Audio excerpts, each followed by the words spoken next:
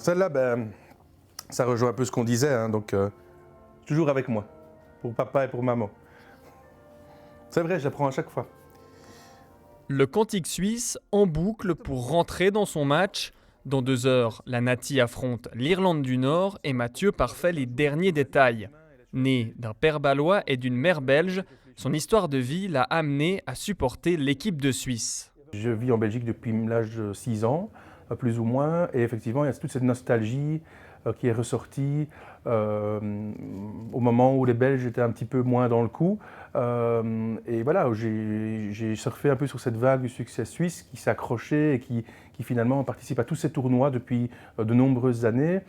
Et puis effectivement, il y a eu ce rapprochement avec l'équipe. Voilà, c'est une question de nostalgie, c'est l'occasion de revoir mon pays d'origine aussi, de manière régulière. Je les ai mis là dans le sac.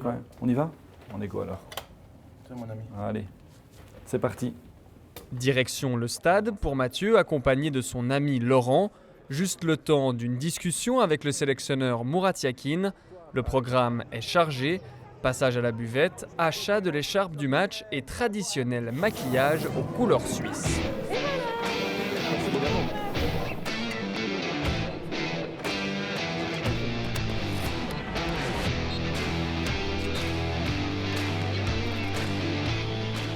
Le rituel d'avant-match, c'est aussi la pose d'un drapeau à l'effigie de Jan Sommer, le joueur préféré de Mathieu, avec l'idée de l'échanger contre un maillot ou une paire de gants à la fin de la rencontre.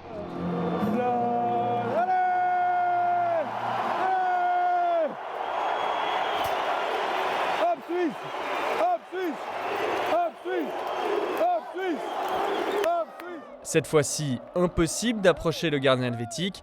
Le drapeau sera donné à un enfant. Malgré cette déception, il ne regrette pas d'être venu. Je suis super bien amusé, je ne regrette pas le déplacement.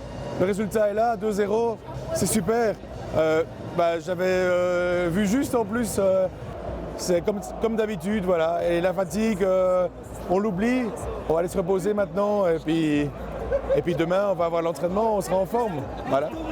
Mathieu Rutiman a déjà prévu de revenir en Suisse pour le prochain match de la Nati face à la Bulgarie.